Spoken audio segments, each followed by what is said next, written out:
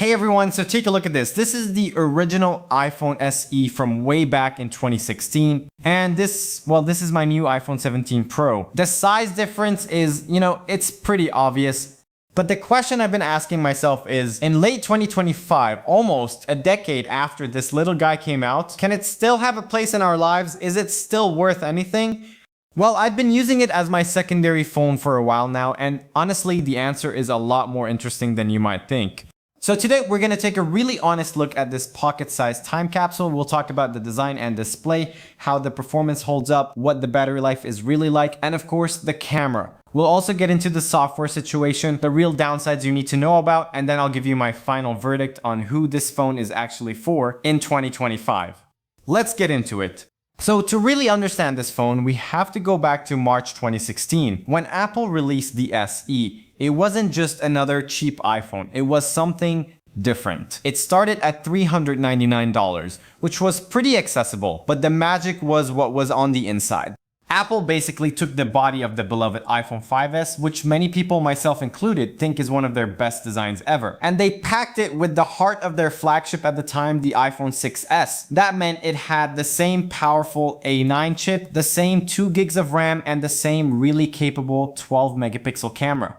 It was a small phone that didn't compromise on power, and it had features that we just don't see anymore, like a completely flush camera on the back, no bump at all, and of course the legendary 3.5mm headphone jack. It was a product from a time when Apple believed you shouldn't have to go big to get the best performance.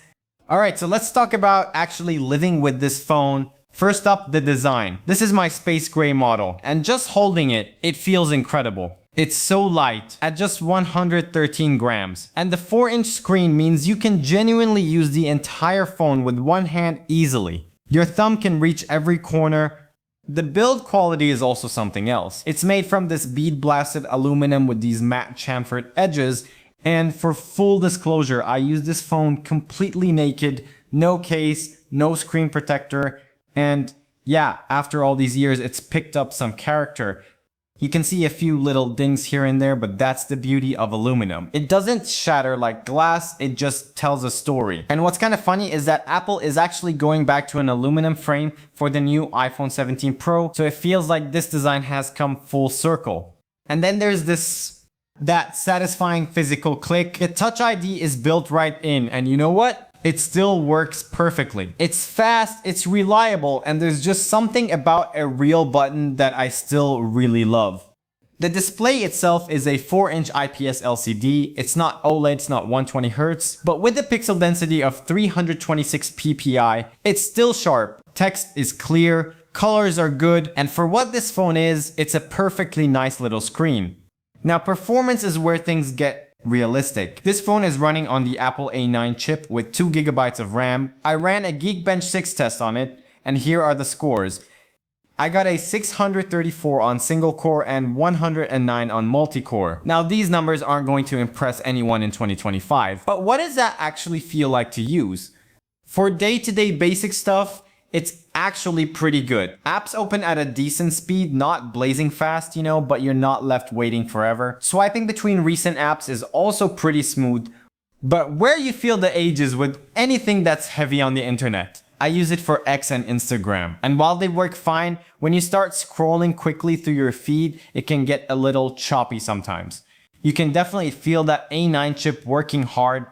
As for gaming, I mostly play casual stuff on here. Games like Subway Surfers run pretty well, believe it or not. It's totally playable. But I will say, after a longer session, you'll notice the phone gets a bit warm to the touch, and you might see a few frame drops here and there. So for casual gaming, it's fine. For anything more intense, you'll want a newer device. Okay, let's talk about the single most important thing you need to know about this phone, the battery. If you pick one of these up with its original battery from 2016, it's going to be basically unusable. So I had the battery replaced. It's now at 100% battery health, fresh as a daisy. And my experience with this new battery has been fantastic. Remember, this isn't my main phone. I use it when my main iPhone is charging, or for my detox time away from endless notifications. For that kind of secondary use, checking some messages, a bit of social media, listening to music, it easily, and I mean easily, lasts me the entire day. A battery replacement is not optional, it's essential, and it completely transforms the phone. Now, what about the camera? This is one of the areas that surprised me the most. The main rear camera is a 12 megapixel sensor, and in good daylight, the photos are still really good. They're sharp, the colors are accurate, and they have a really nice natural look to them. It's a fantastic little point and shoot camera for just capturing a moment. And what's wild is that this little thing can shoot 4K video at 30 frames per second. The quality is honestly impressive for a phone this old. However, the front camera is a different story.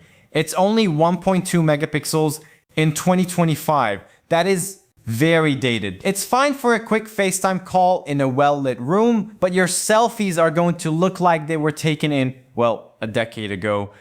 Okay, software, this is a big one. The iPhone SE is maxed out on iOS 15. It won't get iOS 16, 26, or any of the newer updates. But here is the most surprising thing, and it's a huge credit to Apple. In late 2025, this phone is still getting security patch updates for iOS 15. That means it's still safe to use for browsing the web and connecting to Wi-Fi, which is incredible for a device that's almost a decade old. This is something you just don't see anywhere else, and it's a major reason why this phone is still viable at all.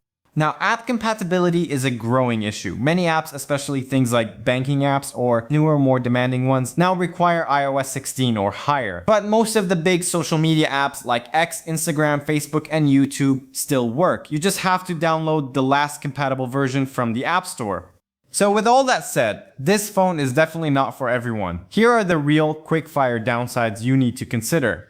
First, that shrinking app support is a reality. More and more apps will stop working over time. Second, the performance is just not there for heavy multitasking or modern gaming. It's a basic use device, period. Third, you're missing nearly a decade of modern features. No 5G, no Face ID, no wireless charging, no water resistance, and that front camera is rough.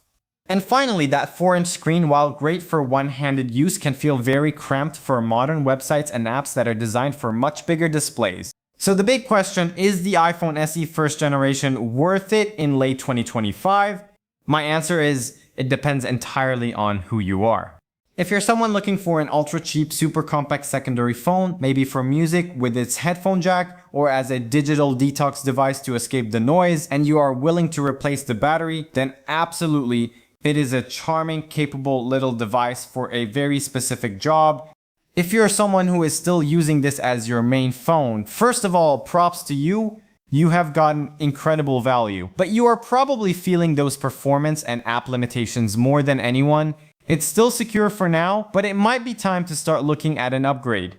And if you're that person who is confused about whether to upgrade, moving to a newer SE like the 2nd or 3rd gen or an iPhone 13 mini will feel like a night and day difference in speed and capability while keeping a familiar feel. For me, this little space gray iPhone SE isn't just a backup phone, it's a reminder of a peak in smartphone design. And it's just amazing to see it's still kicking, still getting security updates almost a decade later. Its limitations have become its features, making it the perfect escape. But that's just my experience. I would love to know what you all think. Did you ever own an original SE? Are you still rocking one? Let me know your stories and memories down in the comments below. Thanks so much for watching. If you enjoyed this video, please give it a thumbs up and I'll catch you in the next one.